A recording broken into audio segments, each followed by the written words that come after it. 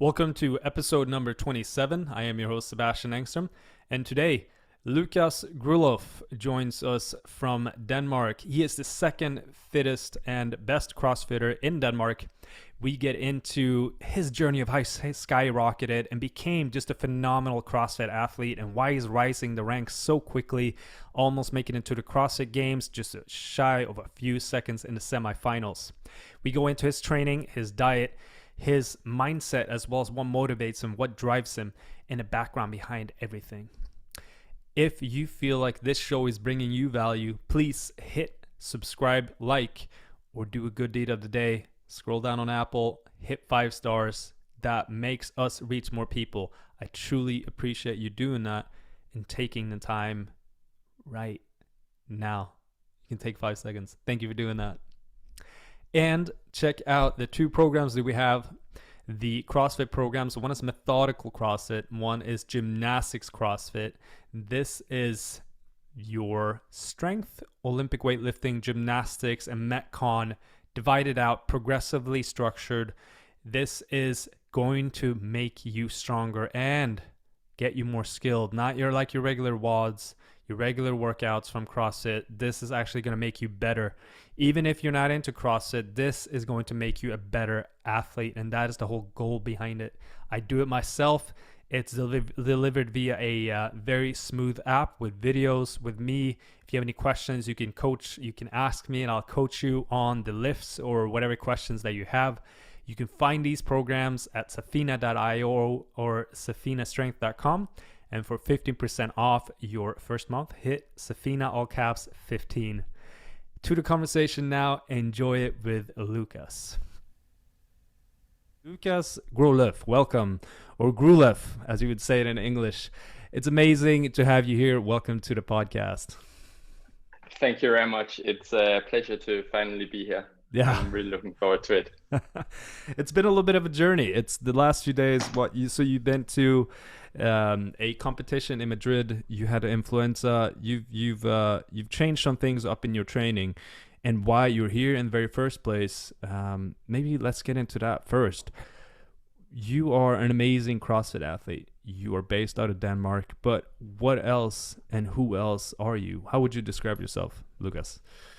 I would describe myself as a young, energetic boy or man who isn't afraid to chase his dreams. And yeah, of course, when I set something up for myself, some goals, I would do everything it takes to reach these goals. So yeah, that's just who I am as a person. And I take these morals or ethics with me into everything I do. How did that go here in the last competition that you did in Madrid? What can you share about that? I would say it did go that way. I did everything I could within my possibilities. But unfortunately, there was some things that just were hindering me. I came in with an elbow injury, which ended up getting worse in the first event. So yeah, I fought through a whole day on painkillers and another day on painkillers. But in the end, I decided to withdraw for the last day due to the future. I didn't want to make anything really worse and be out for long term. So I was just like, to me, it's better to withdraw now and make sure I'm fit for fight in a couple of weeks and can get ready for the season instead of being out for 6 months. Yeah. So what are your goals for here, the near future and also long term? I don't know if I have any near future goals. I like looking at my long-term goals and then taking that into as a near future goal. So like my near future goals would be completing something that would help me achieving my long-term goals. But yeah, my long-term goal is to make it to the CrossFit Games and do the best ever Danish performance at the games. Yeah.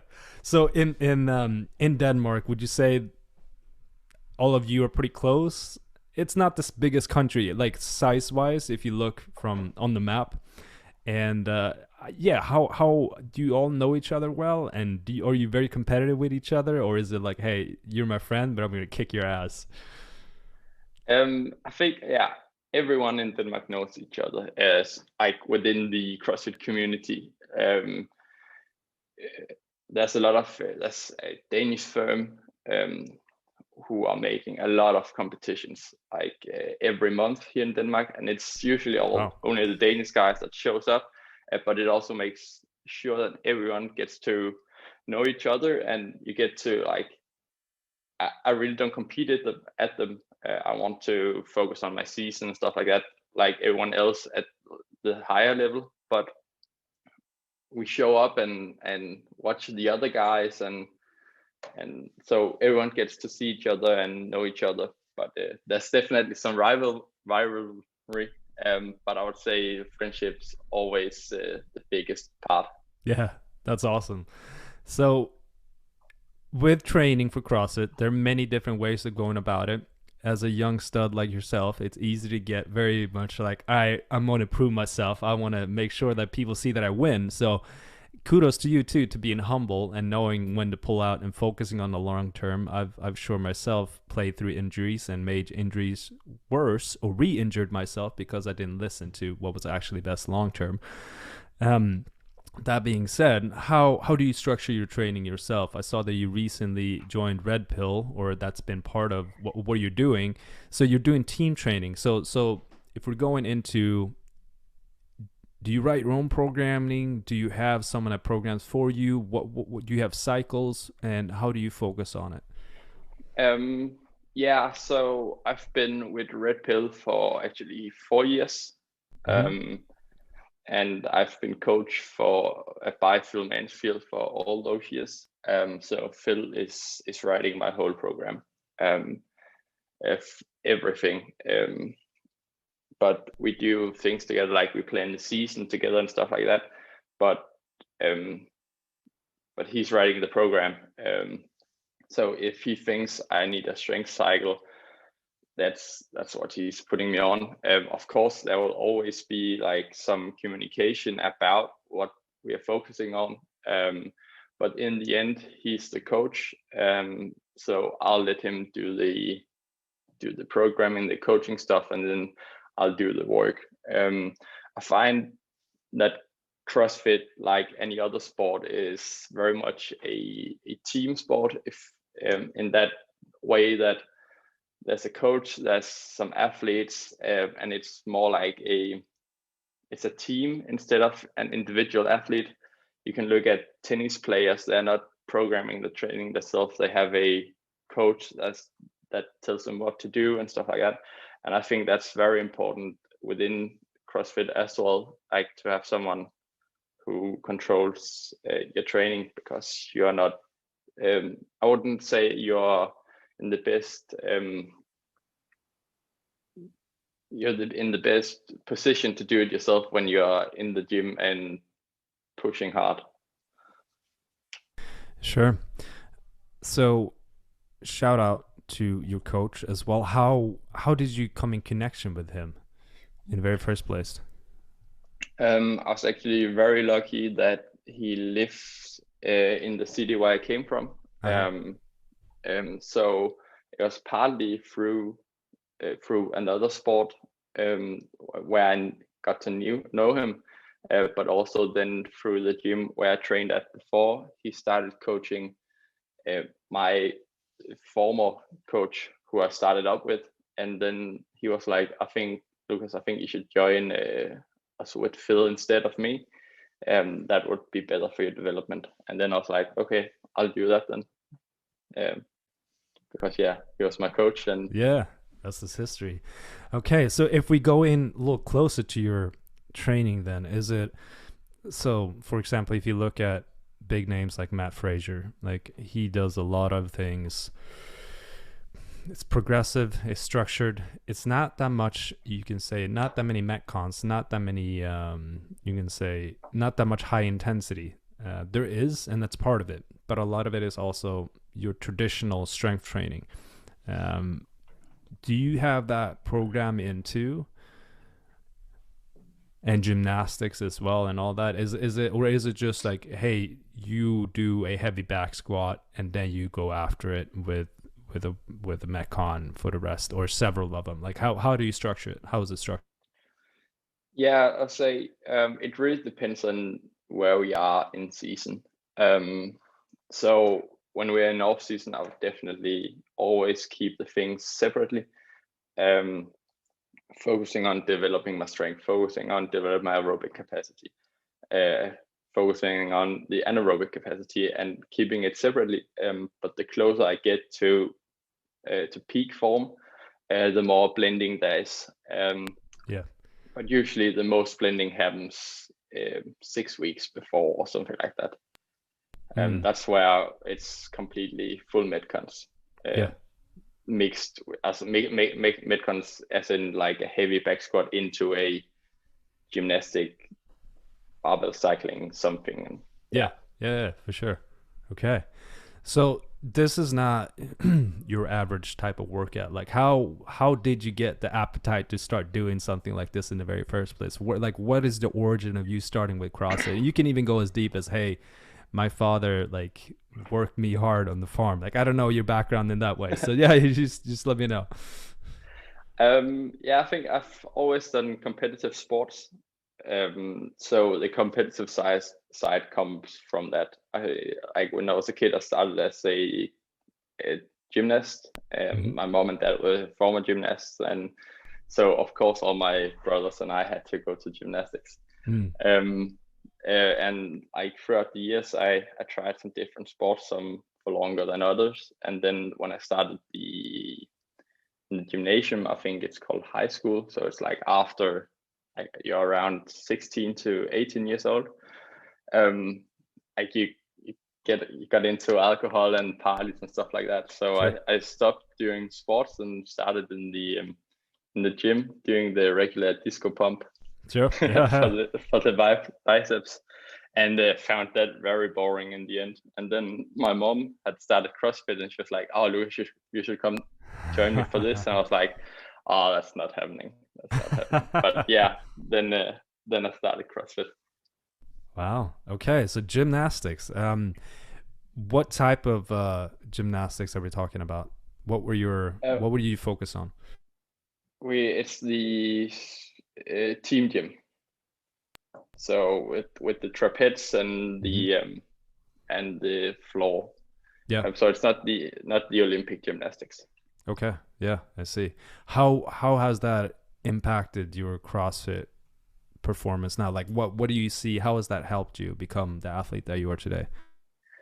I think like in terms of a one-to-one relationship between CrossFit and that type of gymnastics, there aren't. But I think it's put me in a position where I know where my body is in time and space. So you can throw me up in the air and turn me around, and then like I'll land on my feet.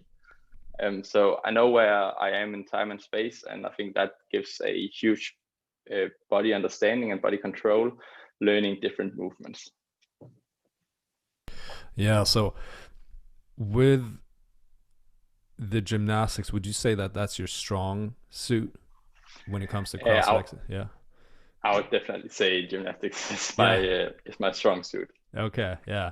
And then you put up some massive numbers for back squats. Even I saw you doing some lunges with some crazy weight. I'm like, oh, I could do 225, 100 pound, like 100 kilo lunges. And then you put up, was it 140 more than that? Like freaking nuts, man. Yeah, I think I did 150 for 100. Okay. some reps. Oh my god, where did that come from? That's not your regular, hey, I started with disco gym and then I found CrossFit via my mom. Like how the hell did you develop that strength? Um, that's a good question.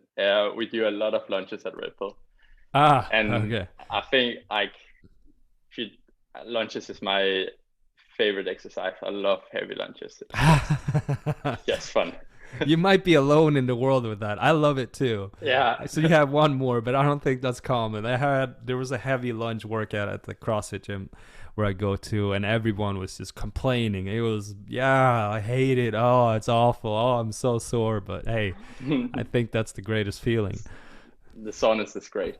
Yeah. I'll quick So run get my charger. So that's all right. I can see go it's ahead. running out of battery. Yeah.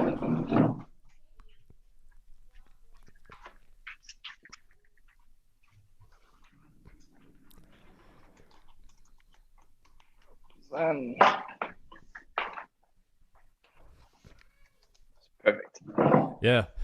So how do you structure it now? So you have red pill, so the team, and then you have your own individual performance. Like, is there are you going for the games with both on both sides, individually and as a team? Yeah, so the plan is I've always like the main goal has always been going as an individual. Yeah. But yeah, this year I decided to go team with some of the other Ripple athletes. And that's mainly with the focus on developing as individual athletes. Like this year I missed out on the games by 8 seconds in a workout. Oh my god. So yeah, that was a bit rough. Yeah. But I know what I'm missing. I'm missing strength, and strength takes time to develop. So I wouldn't say I wasn't sure I would be able to develop the strength I needed to be sure to make it to the CrossFit Games in this off season. Yep. I might have made it, but I might as well not make it due to like the off season is 4-5 months. So I've decided to go team to be able to focus on my strength throughout a whole year. So on the team, there's more room for a longer off season, so I can focus on strength for a longer time, because that's what I need to peak for the team. So yeah, that's the decision of why. That's the reason of why I've decided to go team, to be able to focus on my strength and develop myself as an individual athlete against my teammates who also are amazing athletes. So to get to push against them every day, it's going to be amazing. Yeah. So what are those areas of strength that you're working on specifically? It's purely strength. Yeah. Just get that back squat and that deadlift up. Okay. All right. Yeah. That's a lot of patience with that. There are some. I've heard of other CrossFit athletes. Actually, I think this was Matt Fraser too. But even contacting, I think was his approach. He would just reach out directly to top powerlifters and like, hey, can you share your programming? I want to get my deadlift up, and that would just work amazingly well for him. But yeah, I mean, you have your coach as well.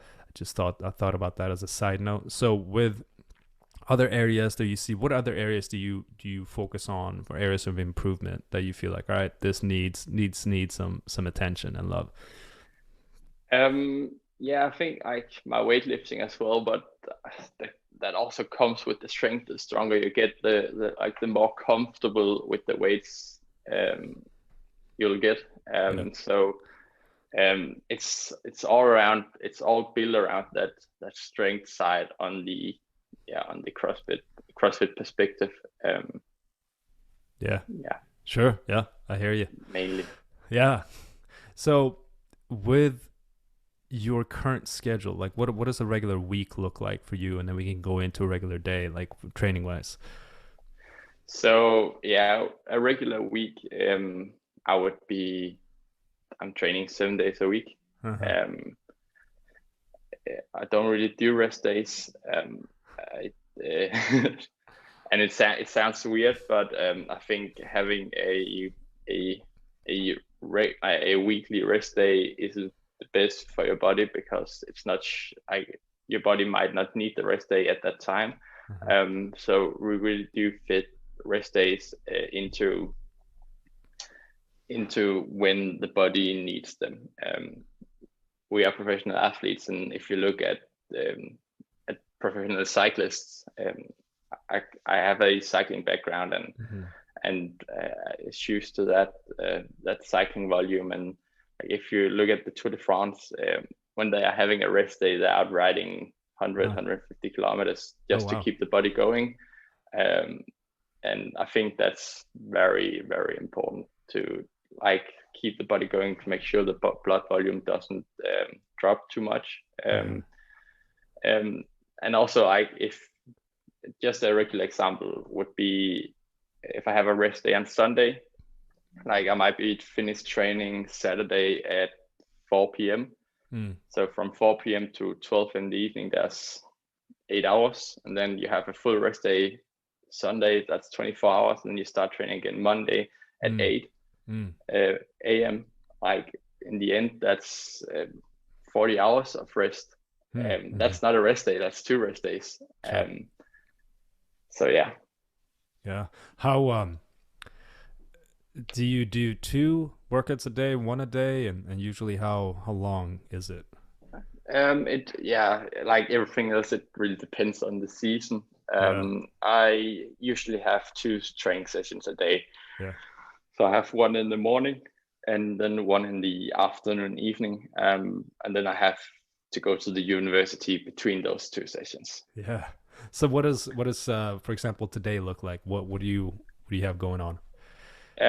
Today we are on holiday in Denmark, so I'm not going to the university. And with my elbow still being injured, I'm taking it a bit easier. So I've got a swimming session for the first session, just to get some movement in the body, get some aerobic capacity up, and some skill work. And then I've got some heavy strength training later. What lifts are we talking? Sorry? Do you know what lifts? Have you looked at what do you have programmed? It's probably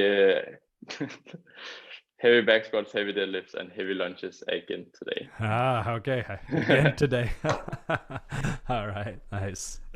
So when it comes to fueling your body, what does that look like? What do you focus on when it comes to your food and nutrition? Like this is actually I've just changed it around.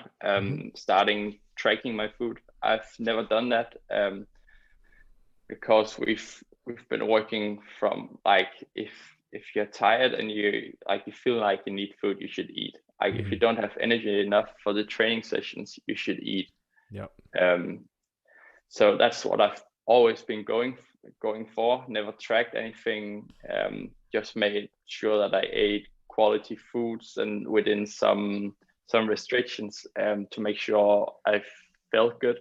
But now I've just taken these restrictions and the idea of like eat if you need energy over, and then started tracking my macros as well, just to make sure I get enough food, because I've been struggling to gain weight. I'm really in the lighter end of the top CrossFit athletes, if you can say it like that. So I want to gain a bit of weight, just to get a better relationship with the bar, to make the relation a bit closer. Yeah, sure. So what does that look like? What do you know roughly the amount of calories you're consuming? If not, that's cool too. Like what do you focus on too? With what type of foods? What meals? How many meals? What do you eat? So of course it depends on the training day. As I said, like if I have a hard training day, I'm eating more, and if I have a easy training day, I'm eating less.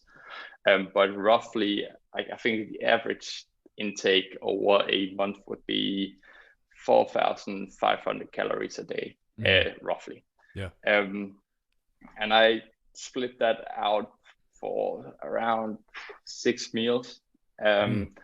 I really don't like eating a big meal because I'm on the go all day. Like wake up in the morning, go to the gym, go to the uni, go from uni to the gym. So having a big meal is kind of hard. So I base it a lot around snacks. If Mm-hmm. so, not snacks in the snack way, but Yeah, snacks in smaller meals sure. that's easy to take on the go. Yeah, Do you remember either yesterday what you had or what are you planning to have today? You choose. yeah. So I had for breakfast, I had a big smoothie Mm-hmm.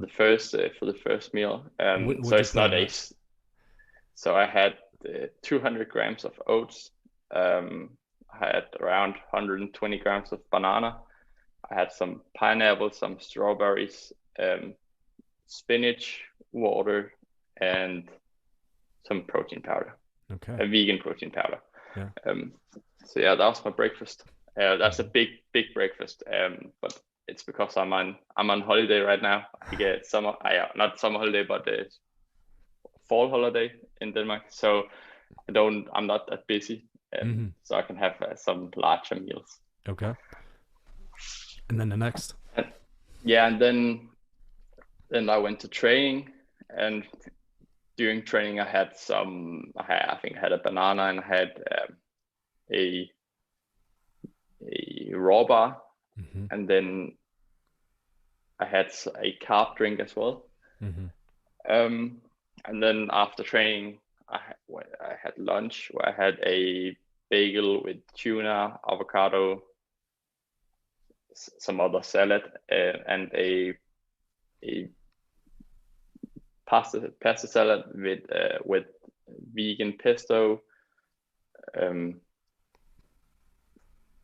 chickpeas, edamame beans, and like all the things that goes in a pasta salad. Sure. Yeah.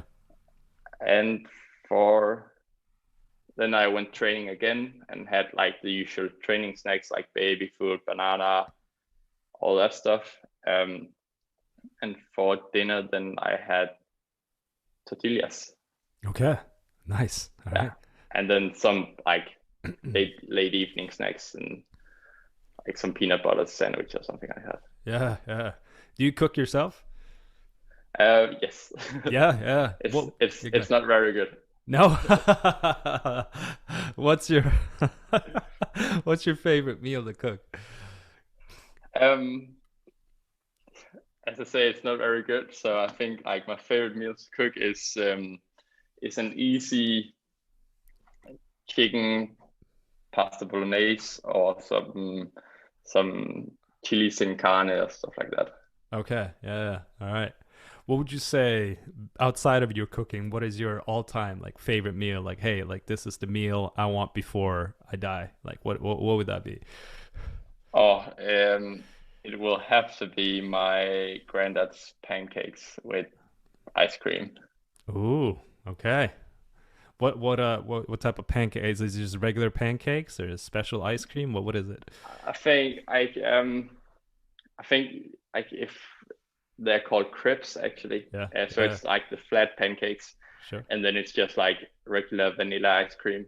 Mm. As a kids, we always had them for dinner when we were visiting my grandma, my granddad.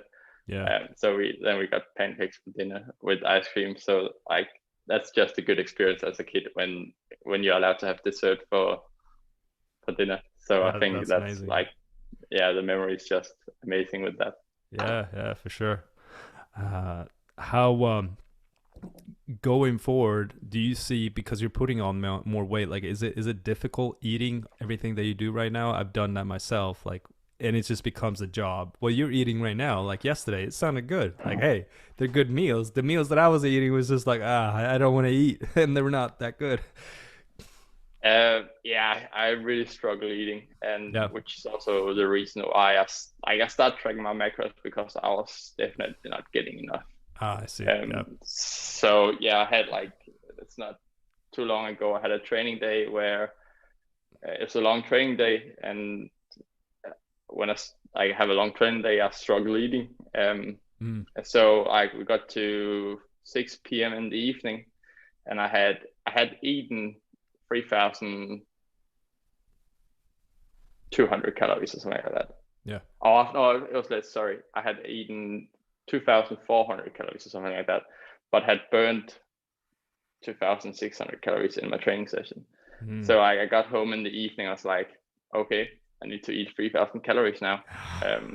And that just happened way too often, where I screw up like all the work I've been putting, like eating hard due to one big training day. And then so that's actually the reason to make sure I just get enough throughout the day, because I really struggle with it, and I still do. Yeah. Like it's like I'm force feeding myself for some meals. Yeah. How do you see an improvement after you started tracking more? Yeah, I gained some weight on the weight, which is the improvement I've been looking for. Yeah, just went to Spain, and everything gets like hard to track when you're not staying at your regular, like at your own place and stuff like that. So I think I've dropped that weight again. So let's start over. Yeah, I see. When it comes to supplements, is that something you take as well outside of protein? Yeah, I do take my regular supplements. Okay. So it's pretty much the what, multivitamins, or is it a specific blend that you have, or what do you go for? Yeah, I have the multivitamin, and I have the fish oil, Yeah, sure. or the omega.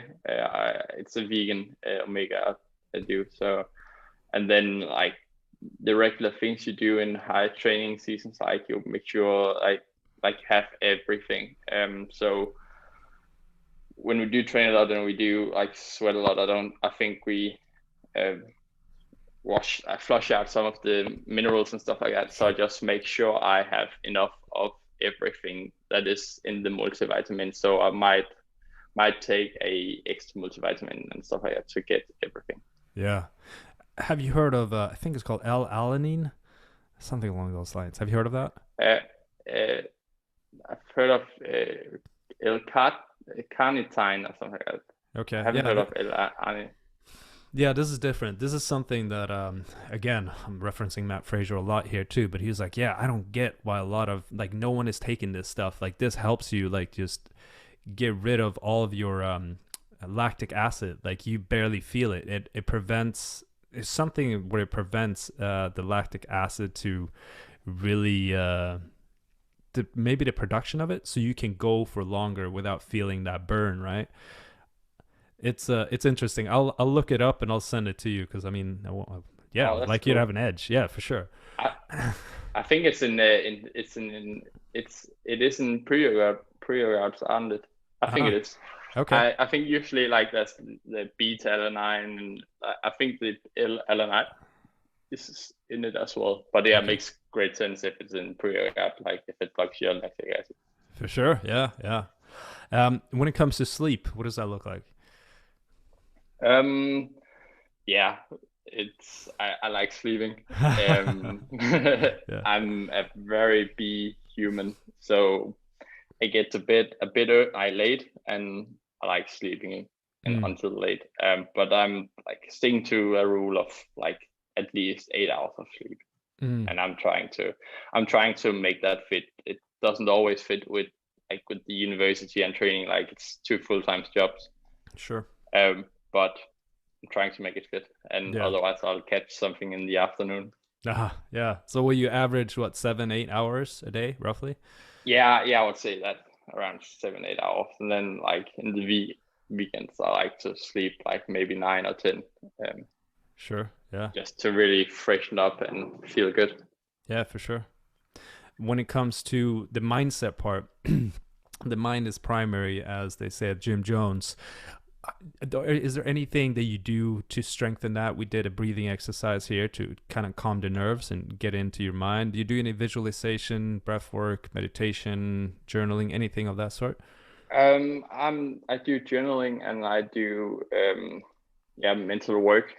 So we often do mental work with Red Pill, and it's definitely on training camps on stuff like that. We have a lot of mental work. We have sessions where we do it. Um, but otherwise, I think my journal works really good. Like putting in daily goals and just what I want to achieve today. It doesn't have to be anything big, but just like, okay, today I want to be 100% committed to listening to the class at uni, and stuff like that, just to set something up for yourself and focus on today, especially in season with like a long competition season. You can quickly go way too far out with your focus and then be like, yeah, I don't need to focus about the open now because I want to focus on the semifinals in 2 months. But like, you have to go get through the open to get to the semifinals. You have to get through the quarterfinals to get to, so I really try to just keep my focus on today, and then of course when I have some learning points and some good thoughts, I write them down to remember myself of them. When you said the sessions that you have for mental training, what does a session like that look like? It could be like, it's very different from time to time. It could be like finding some good memories and put them into a box, so we can always like go back and find the success. Like if you hit the feeling of hitting a perfect clean, like really heavy and stuff like that, I put it into I take my time to put it into a box so I can go back and find this feeling. This is how it should feel. We do some routines, train some routines to heavy lifting and stuff like that, just to make sure we all always have the same routine. We have the same setup, which works really good for having a consistent lift, I think. Otherwise, it could be like some focus work where I'll be laying on my back and just keeping my heart rate down, and then like my coach would do a lot of things to annoy my heart rate, to jag it, with me laying down, such as playing some music which gets me excited, or like playing the sound of the audience, like on a big competition, stuff like that. But sure, then I just to try to see if there's any jacks in the heart rate, because you want to be able to control your heart rate in stressful situations. That's awesome that you guys do that. It's interesting too with I heard it recently that the Russians started doing that for gymnastics specifically, after they had one woman. She was so incredibly talented and she was just crushing things through and through in Russia, and she was the expected Olympic champion, world champion, and she completely bombed when she was up. She had and they said, okay, well, it's your mental game. It's off. Like in Russia, everyone waited for her. Everyone treated her like royalty. Like, oh, when you want to start, we start. Yeah. But in the Olympics, they don't give a shit. Like, hey, you're up. No. Go. So yeah. How do you feel like? Do you feel like you perform as well when you compete under pressure as you do during a regular training session? It's really it's a rough question. I think I do perform well competing, but I also do perform well in training. So I think that's a good balance. It's not like I'm really good competing and not so good in training, or vice versa. So I think I have a good balance of like being quite the same in competition as in training. I don't do competition PRs and stuff like that. Okay. And what would you attribute that to, for being able to perform pretty equally? Like, I know myself, I have a hard time performing too when there's more pressure. Like, what do you, has it always been like that, or do you attribute that to the mental training that you do?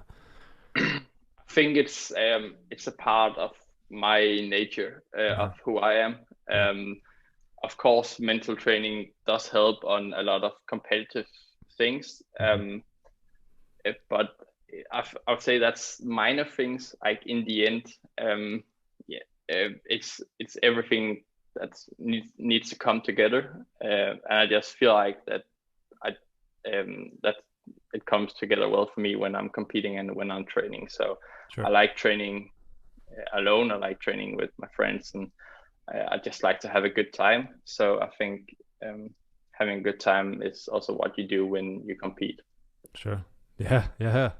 So when you said you have so favorite memories stacked, like it's also called anchoring. Like, what is there anything specific that might stand out? Like, oh, okay, this is could be cool to share. Like, this is something that's very significant. Oof, I think that there's of course there's many, and I also think like my coolest memories is is not some, yeah, it's a good feeling, but it's also like a not good feeling. So and it's really when I like when I've really got my ass kicked. Mm, Um, you know, that feeling of that like you're annoyed of it and stuff like that, but it just feels good, like sure. knowing shit, there's so many things I can work on. Um,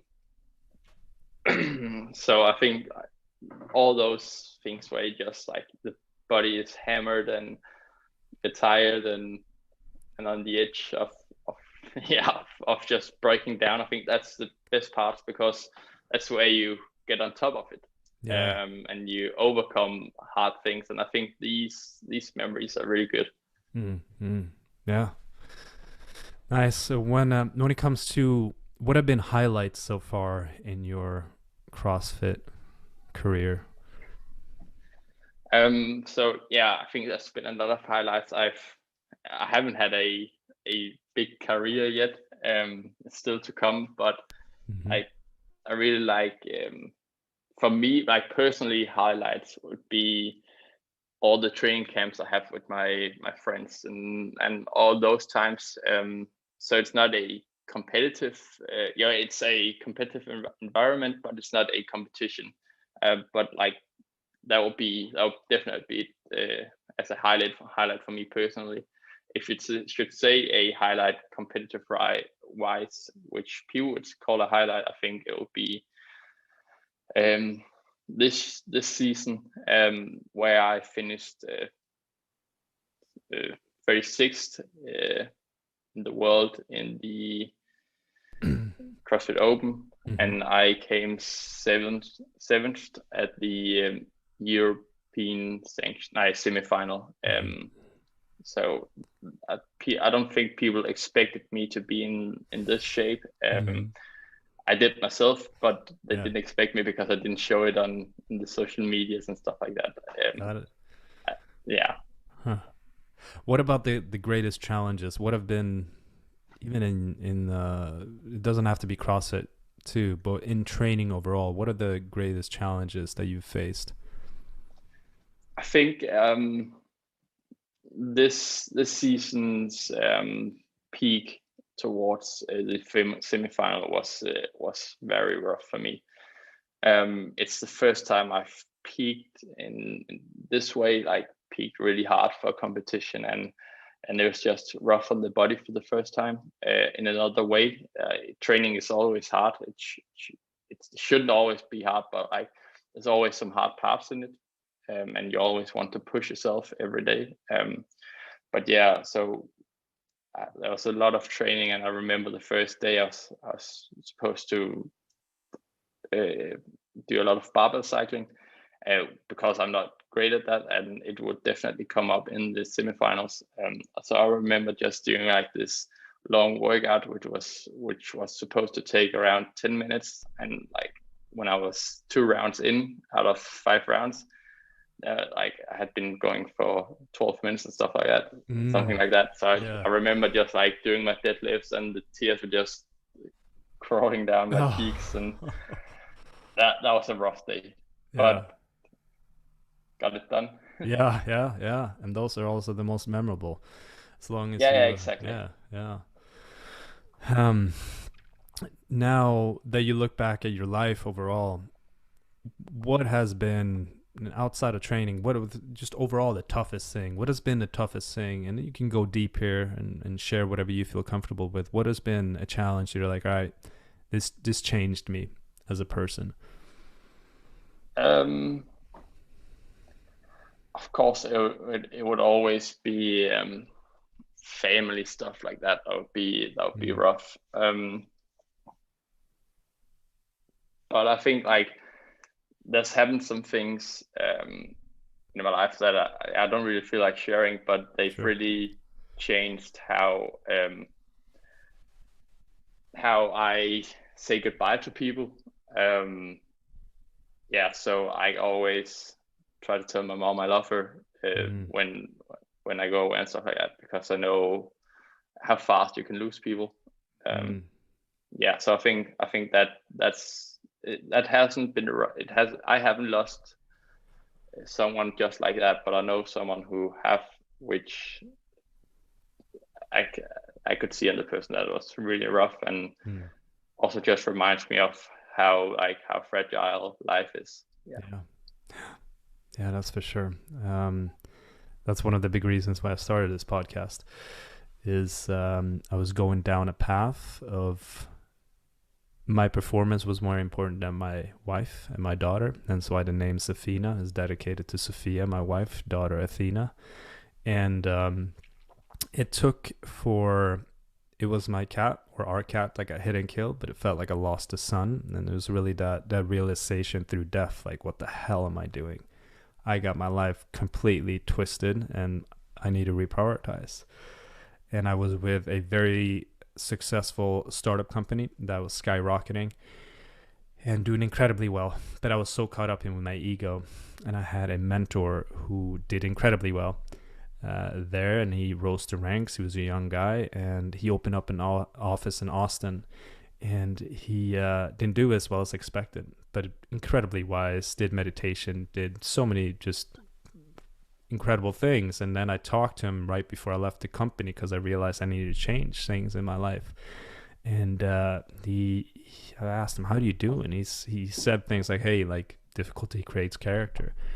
Wise things like that. And shortly after, I heard he went on a sabbatical, and turns out that he took his own life shortly after because he didn't see a purpose to his life because he didn't have the numbers, he didn't have his performance, and he didn't have his family around. So that really made me what it feels like where you're going into right now, like really reconsider like what the hell really matters. Like I can't take my relationships for granted. I can't take my family, my friends for granted.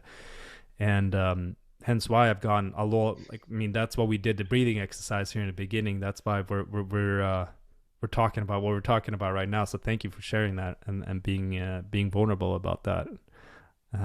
So more than just being grateful and really, all right, saying goodbye and meaning it and feeling and being present in a moment. Like how, what else? It seems like that probably comes in other areas of your life. Like it feels like you're pretty present, or do you feel like you focus on the past? Do you focus on the future? Like you feel like you're pretty here and now? Yeah, of course. Like I'm pretty here now, but I also try to focus on the future. Like Sure. I'm not training to be better today. Yeah, I am training to be better today and be better tomorrow, but I have an overall goal, and which is what I'm training towards. So I just feel like it's important to reach these goals. You need to do the best you can today. So Mm-hmm. this long term is built up of so and so many days. So to get to the long term goal, you have to get through all these days. So that's why I'm focused on the today, because Sure. yeah, it's a part of the long term.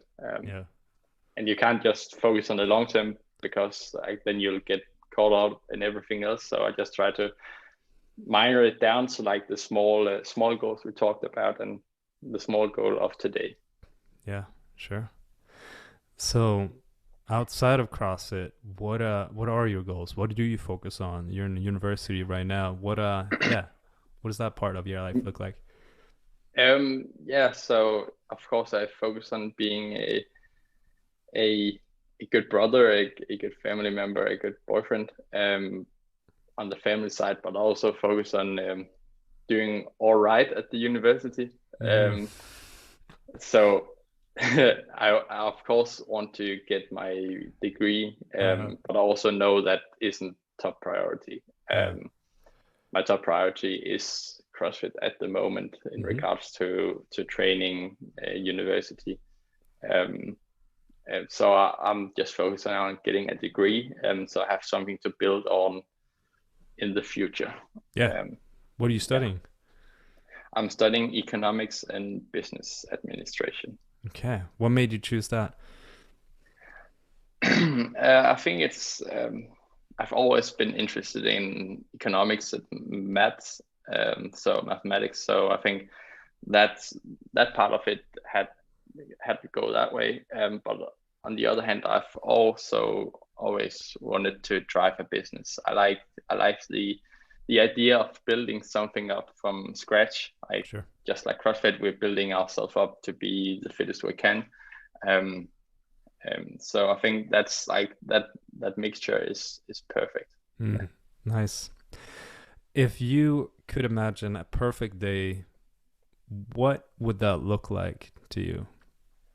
And this is just like, Oh, all right, wow. You go to bed and you're like, I have the biggest smile on your face. This is amazing. so that would probably be more than 24 hours. Okay. Hey, go for it.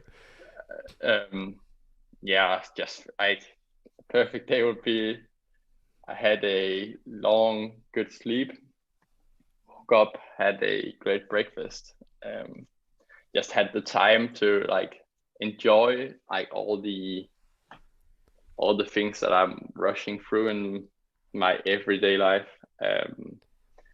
And then like have some good training sessions, where everything just feels good, and What then would get this, home the yeah, what would this beautiful breakfast be to start with? oh, I don't know. Like you see like all those smoothie bowls you see in like social media and stuff like that. That looks pretty good. So I think that might be a couple of those. Okay. Yep. Yep.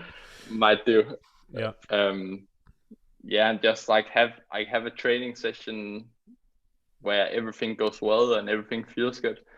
Then get home and yeah, and like have time for everything else and don't having to rush to sleep and stuff like that. Just having time to be present and enjoy the dinner and stuff like that.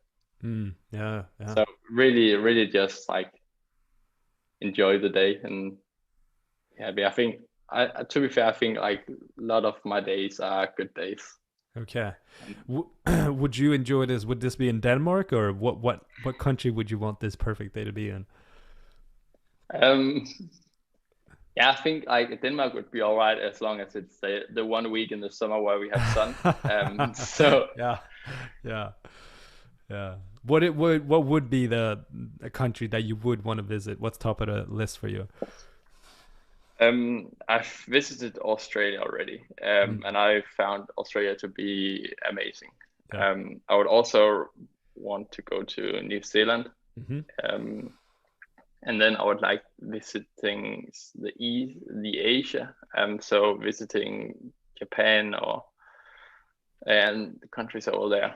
Yeah. Um, but I don't think I want to live there. I just want to visit and see the culture and Sure. experience the differences. Sure. Yeah. Who are influencers in your life? Like, who do you look up to? Like, who have had the biggest impact on you in your life, and who do you look up to right now? So I think, of course, look up to my family. I look up to my brothers. I look up to my friends. Everyone has different abilities, which find really great, and I want to. I would look up to them having these different abilities. So, um, yeah. So it's not like I have one person in my life that I look up to, but I look up to all my friends, all of my family, and their different abilities. Mm, So someone is really good at always caring about other people. And I look up to that. I want to be more like that. And someone is really good to do this and do that and stuff like that. Mm. if that makes sense. Sure. Yeah.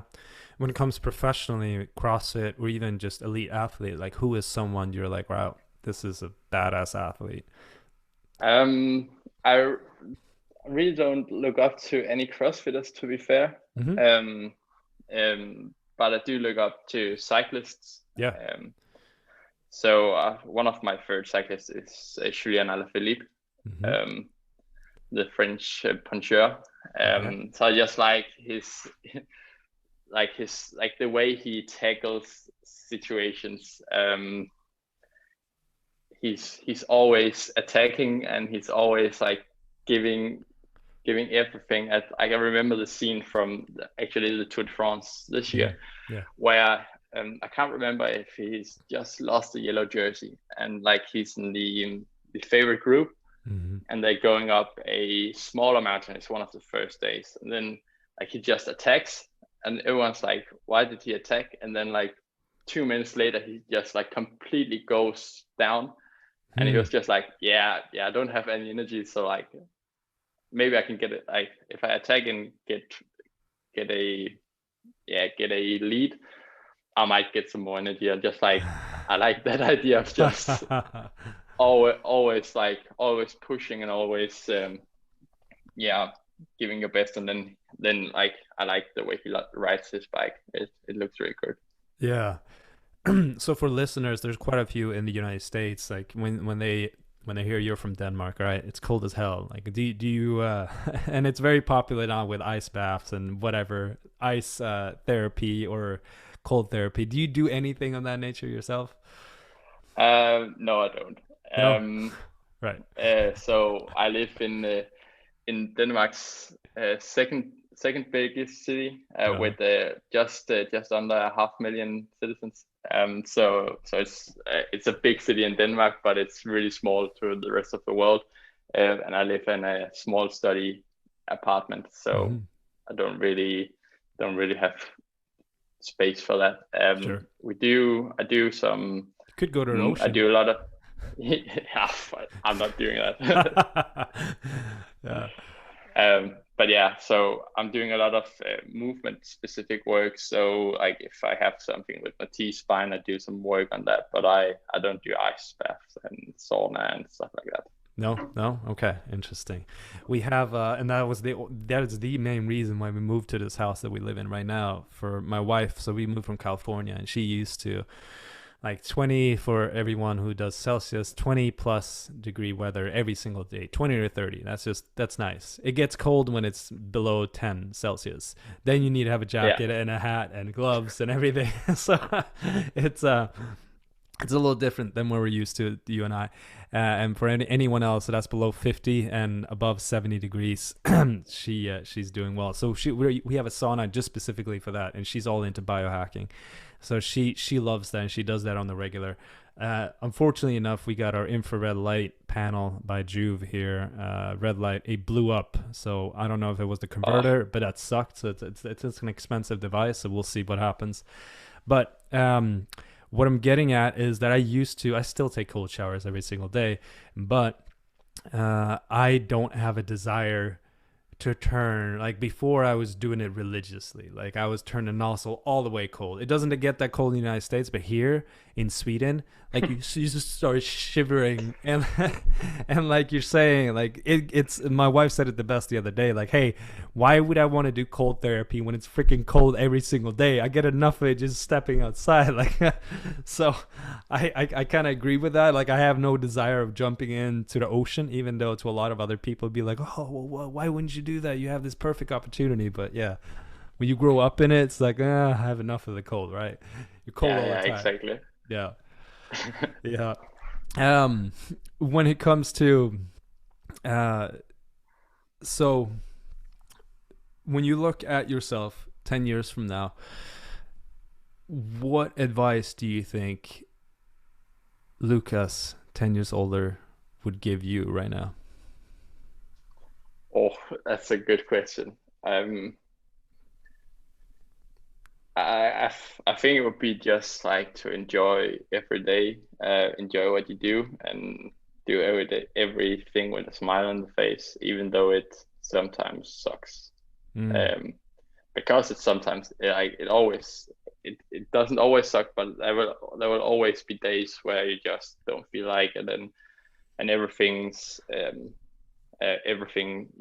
sucks. But I think those days are the most important days. To just be like, take them with a smile and do all the hard, annoying, and bad work you don't want to do. Yeah, yeah. And that's for everything in life, not just for training, but also for work and for studying and for the family life as well. Sure.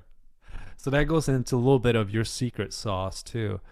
Because if you were to give yourself advice, when a person sees you from the outside, what do you think people would say? What makes you unique? Like, what's your secret sauce, Lukas? I don't know. I think people would say I'm really focused on what I'm doing, Mm. and which also is what people probably see in the gym. I'm not. Yeah, of course I'm walking around and talking and having a good time, but I'm there to get fit, Yeah. and and yeah, that's the main goal. So that's also what I'm prioritizing when I'm training, to like do my best. Sure.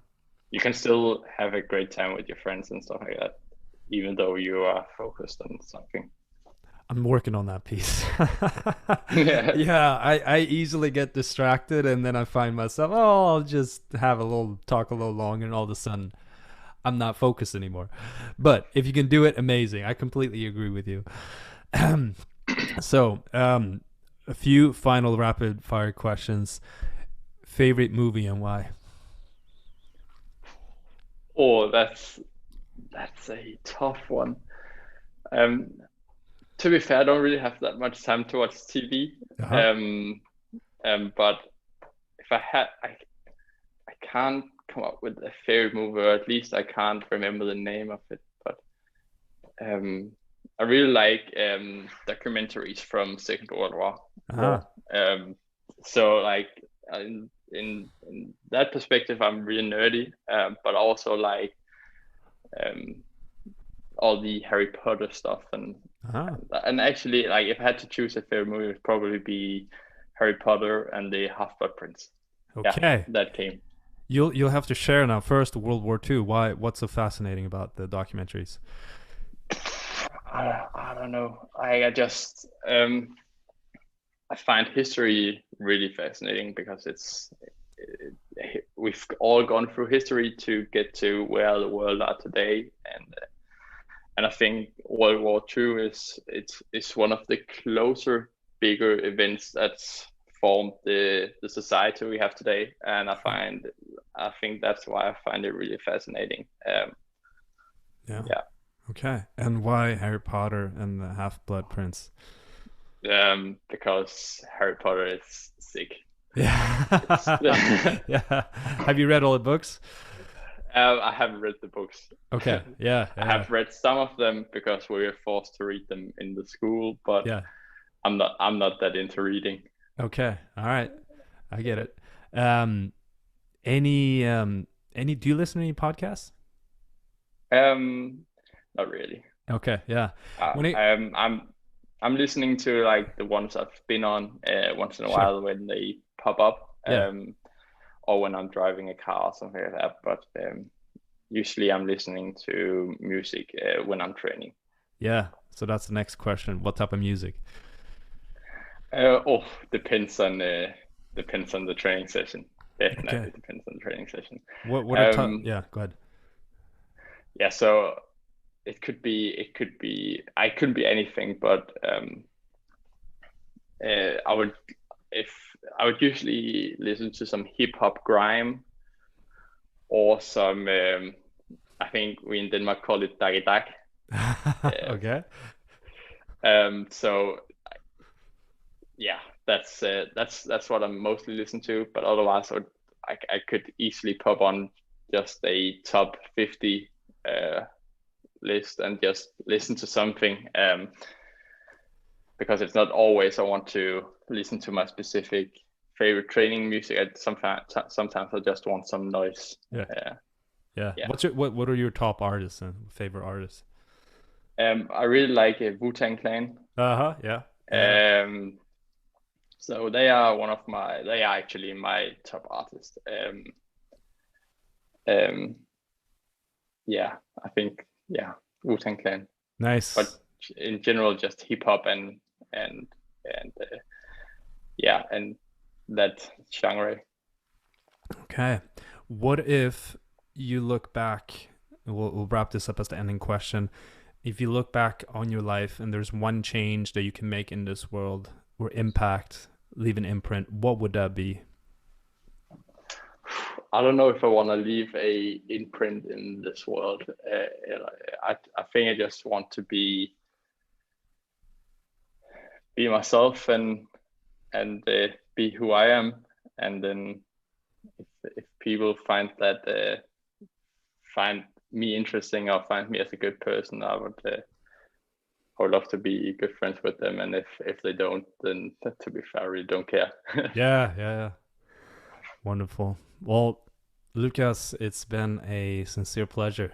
I really appreciate you Yeah, jumping on and sharing everything. it's been a pleasure to come here, and I really enjoyed it. Yeah.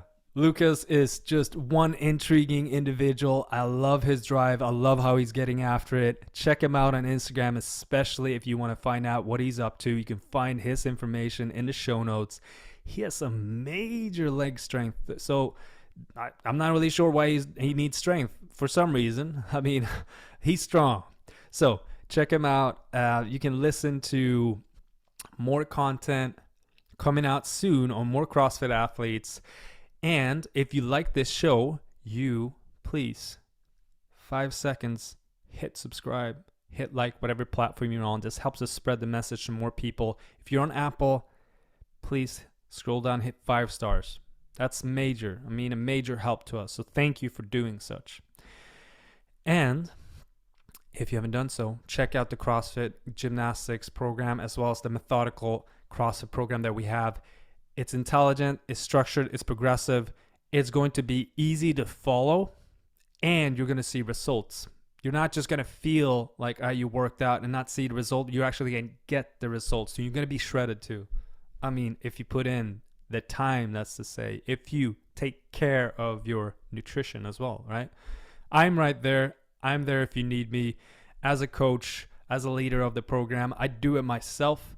You can find these programs on safina.io or safinastrength.com. And for 15% off, hit caps Safina15. Have an amazing day, and I'm sending you so much love.